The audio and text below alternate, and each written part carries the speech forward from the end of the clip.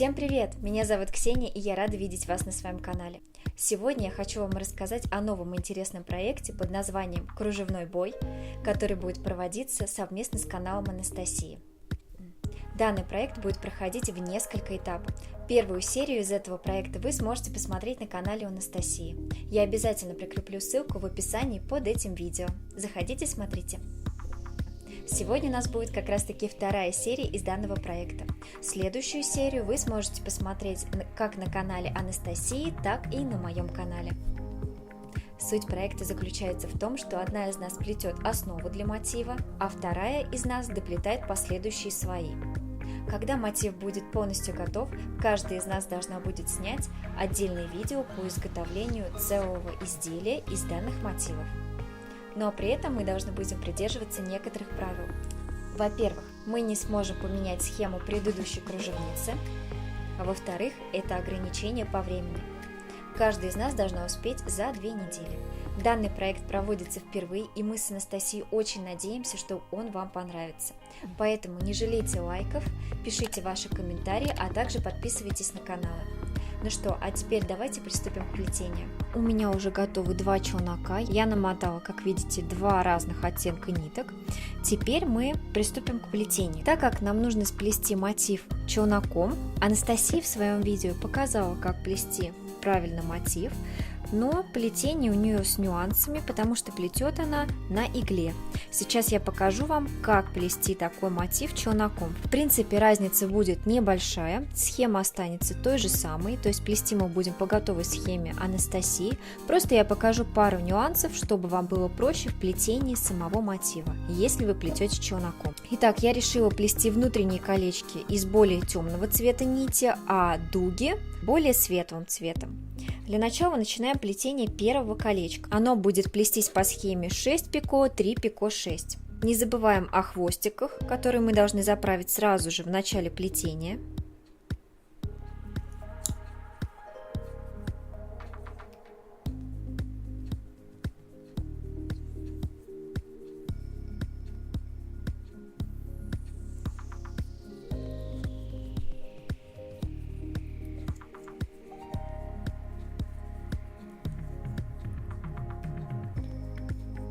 Пико делайте небольшими, они у нас будут соединительными. Колечко затягиваем и смотрим, что у нас получилось. Колечко получилось прям совершенно маленьким. То есть я сразу могу предположить, что мотив у нас будет очень маленьким. Далее мы меняем челноки местами и будем плести теперь уже более светлым оттенком нити. Плести мы будем дугу из 6 узлов.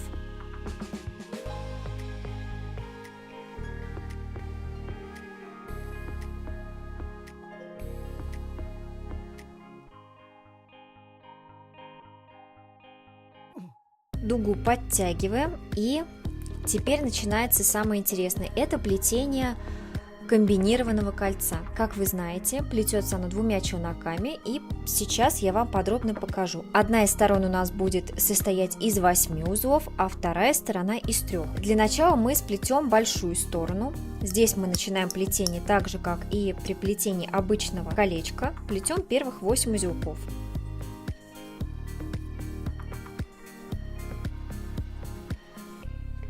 Немножко делаем побольше нашу рабочую поверхность, переворачиваем нашу работу. Вот, посмотрите поближе, как она у меня сейчас выглядит. И теперь сплетем 3 полных узла, но плетение мы начинаем с обратного узелка. Вот, посмотрите. Считаем 1, 2,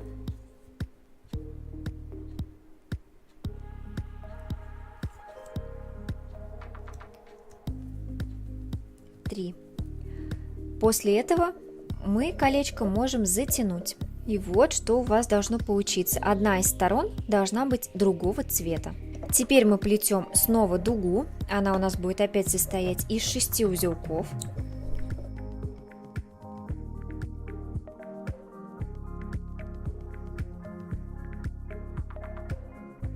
Подтянули дугу аккуратненько и начинаем плетение центрального колечка. Меняем челноки местами. Колечко у нас плетется, помним, более темным цветом нити. Схема у нас опять не меняется, плетем 6 пико, 3 пико, 6, но теперь после первых 6 узлов мы выполним соединение за предыдущее колечко. У нас там есть пико.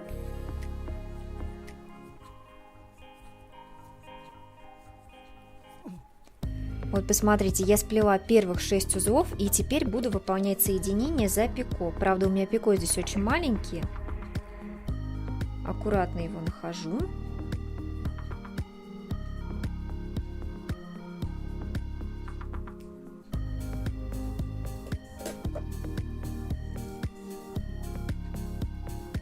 Выполняю соединение и доплетаю еще 3 узла, делаю пико и 6. Далее плетение у нас продолжается по той же схеме, то есть мы будем плести дугу, комбинированное кольцо, снова дугу и опять центральное колечко. Сразу хочу отметить, что таких повторений у нас должно быть 5, чтобы получилась пятиконечная звездочка. При плетении последнего центрального кольца мы должны будем соединиться не только с предыдущим кольцом, но также и с первым. Этот момент я вам отдельно покажу в видео. На данный момент у меня почти готов мой мотив. Вот, посмотрите, как он выглядит. Теперь я покажу, как соединить первое и последнее кольцо. Начинаем плести точно так же, как если мы бы плели обычное колечко. То есть для начала мы начинаем плести первых 6 узлов.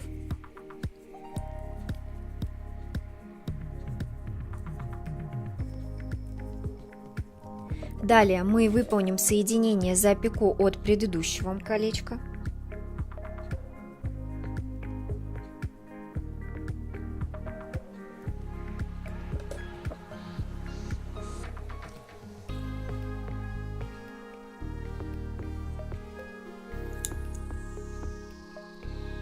Теперь доплетаем еще 3 узла. И выполняем соединение за первое кольцо, вот здесь за пико.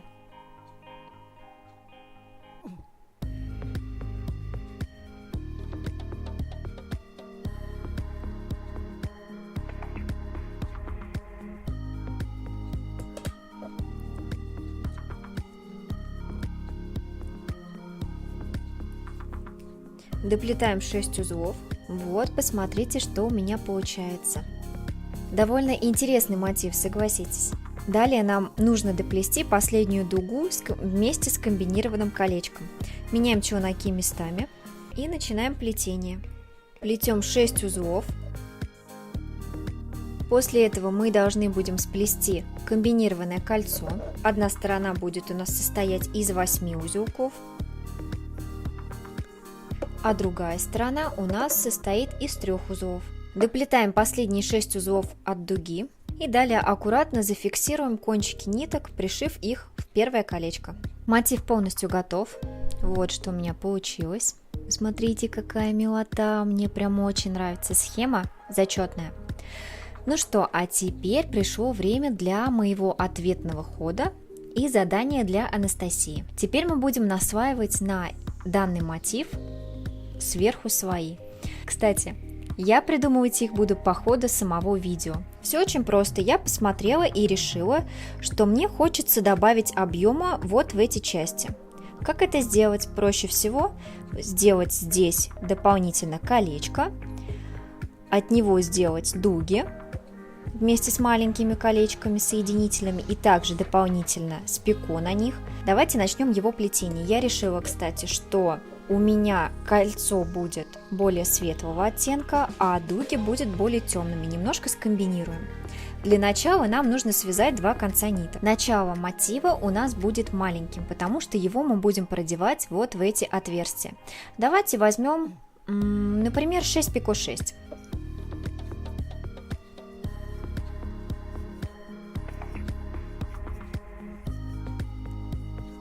Пико делайте не слишком большими, потому что они у нас будут также соединительными.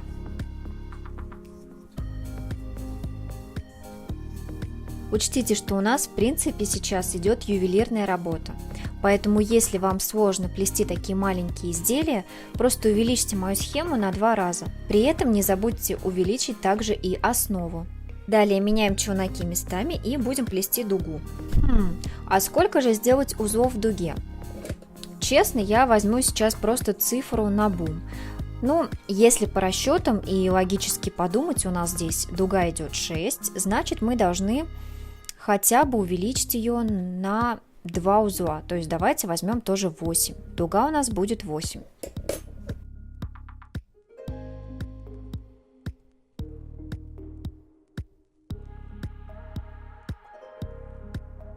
Хорошенько подтягиваем и смотрим. Обычно я люблю примерять свои работы, поэтому я сейчас скину челноки и проверю, как это будет смотреться.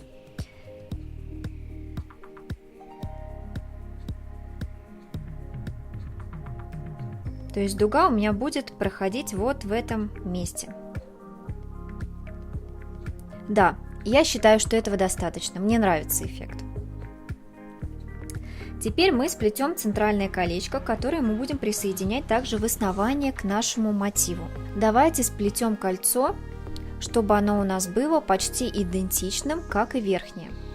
Все-таки низ должен быть более массивным, поэтому мы увеличим колечко всего лишь на 2 узелка. Если у нас схема была 6 пико, 3 пико, 6, то теперь мы сплетем колечко. Давайте...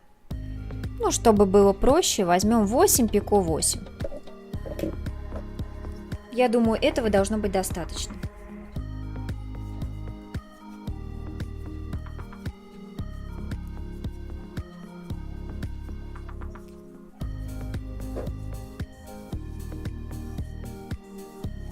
Я сплела первых 8 узелков и теперь буду выполнять соединение за наш мотив. Посмотрите, куда я буду его соединять. То есть вот в этот промежуток мы выполним соединение. Аккуратно вводим .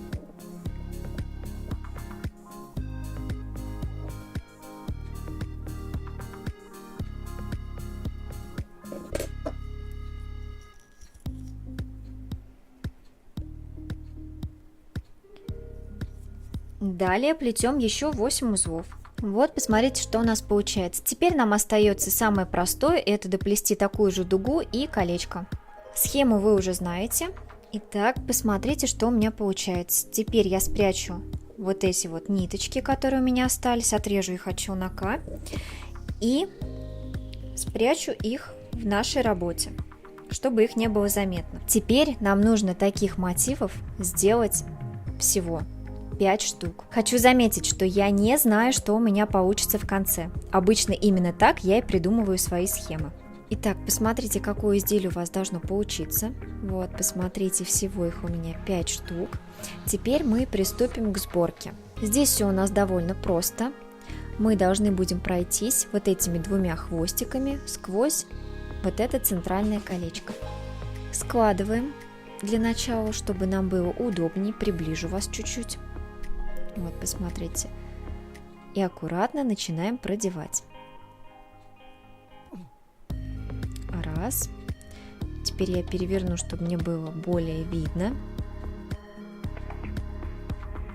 И 2.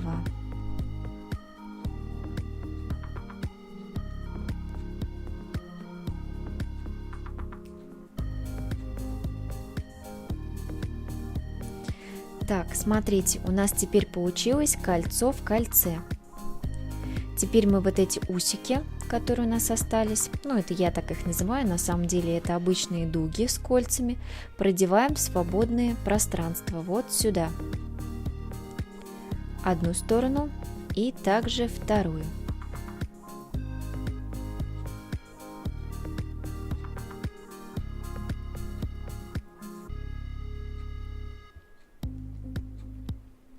Поправляю. И обязательно смотрите, чтобы дуги у вас не переворачивались. Вот это у нас будет лицевой стороной, а вот это изнанкой. И так мы сделаем со всех 5 сторон.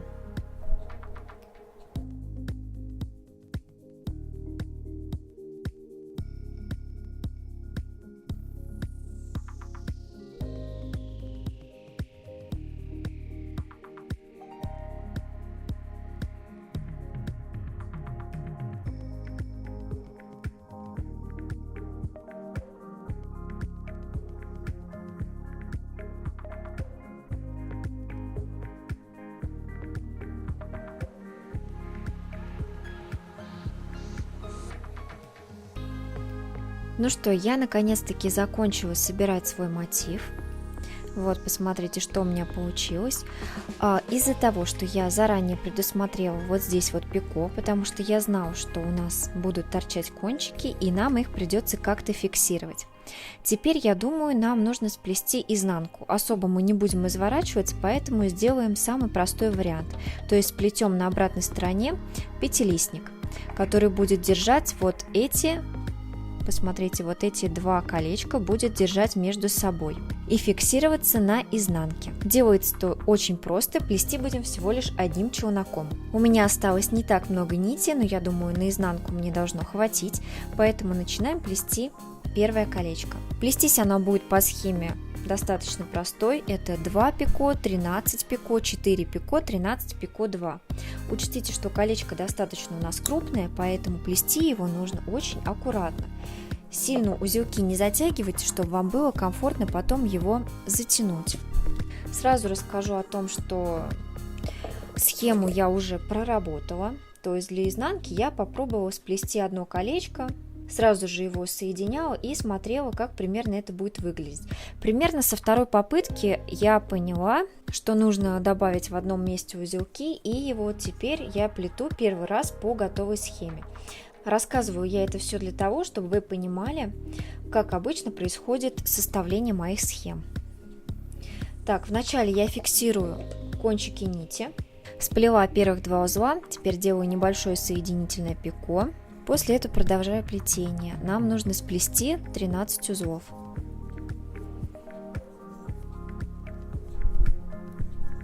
После этого мы будем выполнять соединение с нашим мотивом. Давайте еще раз покажу, за какие места мы будем его соединять. То есть посмотрите, вот у вас здесь торчит два колечка.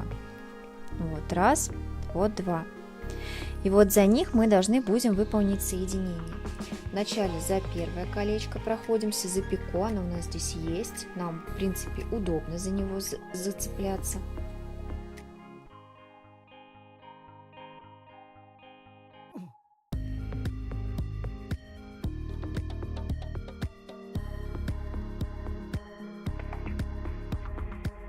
Четыре. И выполняю соединение за второе пико от второго колечка. Вот, посмотрите, вот здесь.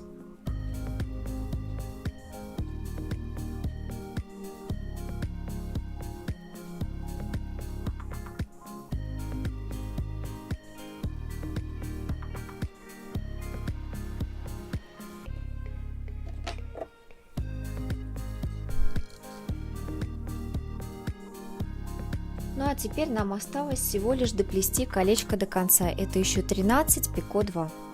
Итак, колечко у меня готово.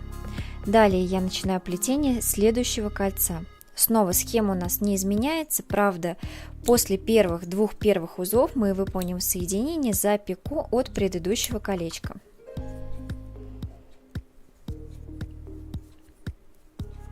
Выполняем соединение. После этого плетем снова 13 узлов.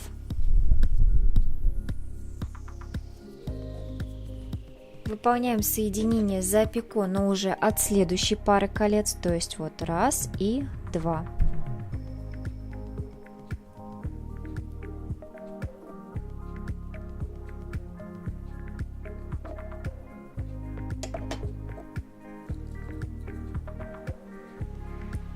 После этого плетем 4 узла.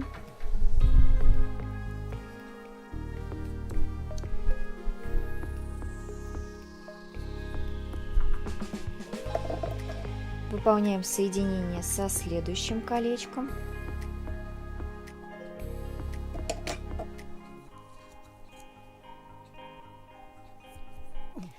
Теперь доплетаем колечко до конца и так по кругу. Только не забываем, что наше последнее кольцо должно соединиться не только с предыдущим кольцом, но и также с первым. Хочу также вам показать, что после сплетенного второго колечка мотив у нас начинает загибаться. Вы так его и загибаете вовнутрь. То есть вот раз и сложили в обратную сторону. Теперь просто при плетении аккуратненько приплетаем и прихватываем наши верхние кольца на дуге, вот эти вот. Хотела вам отдельно показать, как я буду плести последнее колечко. Вот посмотрите, мне приходится вот так вот растягивать свою работу, потому что по-другому соединить просто невозможно.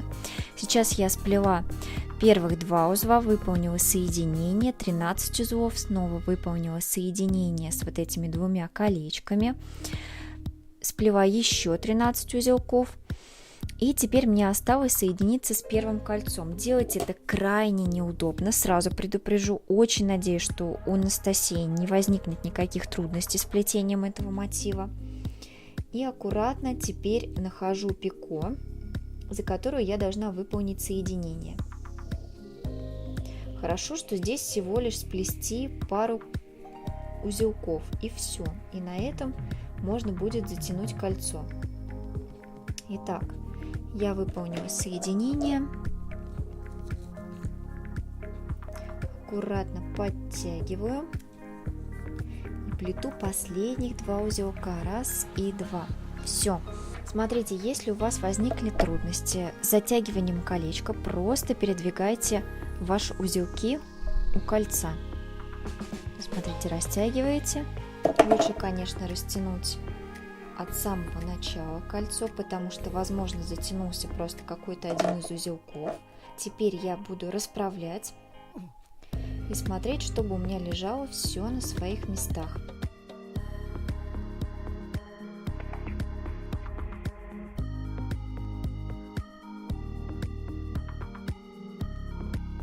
Ну что же, вот все, такая вот красота у нас получилась. Нам осталось лишь зафиксировать сзади кончик нити аккуратненько. Я его фиксировать не буду, потому что нам лишь осталось зафиксировать кончик нити. Но смотрите, если... Ну что же, вот такое изделие у нас получилось. Я очень надеюсь, что вам понравилось мое видео. А теперь мы будем ждать ответный ход от Анастасии. Правило для следующего видео у нас будет очень простое. И мне, и Анастасии нужно придумать какое-нибудь изделие с использованием данного мотива. Возможно, также дополнительно расшить работу по желанию, если кому-то хочется, а можно оставить работу и в таком виде. Самое главное, чтобы у нас получились разные изделия с ней. На плетение изделия нам отводится 2 недели. А что за работа получится у нас с Анастасией, вы увидите в следующих видео. Поэтому, если вам интересно следить за данным проектом, не забывайте подписываться на мой канал, а также на канал Анастасии. А на сегодня я хочу попрощаться с вами. До новых встреч. Пока-пока.